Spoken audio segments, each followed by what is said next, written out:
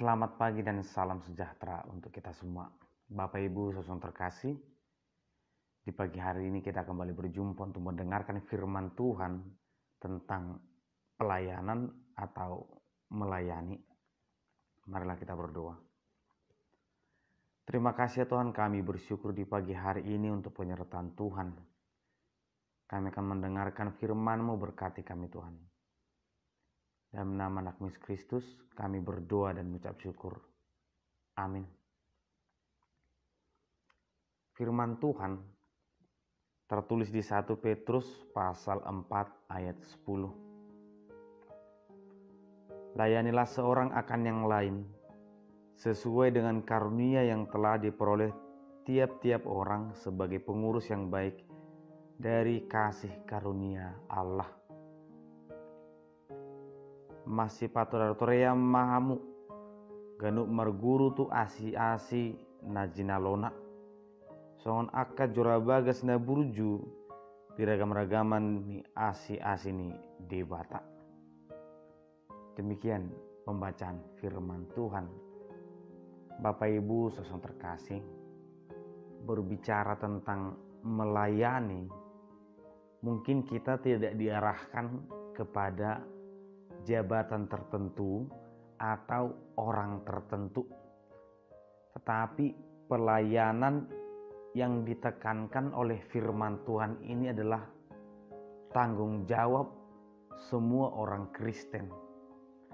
Itu adalah buah dari imannya atau kesadarannya sebagai orang beriman, bahwa memang manusia hidup bukan untuk dilayani tetapi melayani, karena kita bukan seorang raja tetapi kita adalah pelayan Tuhan, kita adalah pekerja Kristus, bahwa kita adalah rekan sekerja Allah, sehingga pekerjaan melayani bukan sebagai sebuah pekerjaan baru yang diberikan Tuhan kepada kita, tetapi memang itu sudah menjadi kewajiban atau tanggung jawab manusia. Bahkan sebelum dia mengenal Tuhan pun, dia sudah harus memiliki tanggung jawab melayani. Dalam bahasa Batak dikatakan masih pature-turean, memperbaiki, membenahi satu dengan yang lain. Dan Yesus sendiri datang bukan untuk dilayani, melainkan untuk melayani. Kita sebagai orang yang mengikuti Yesus, tentunya kita berdiri di belakang. Kita melayani, bukan memaksa untuk dilayani. Oleh karena itu, kita diarahkan bahwa pelayanan itu bukan tugas tertentu, tetapi itu adalah tanggung jawab kewajiban semua orang untuk melakukan yang terbaik kepada sesamanya. Oleh karena itu, apa itu pelayanan atau mengapa harus melayani atau apa yang bisa kulakukan. Yang kedua, firman Tuhan menekankan pelayanan itu bukan tentang sesuatu pekerjaan, tetapi melakukan apa yang bisa dilakukan seseorang sebagai buah rasa bersyukurnya kepada Tuhan.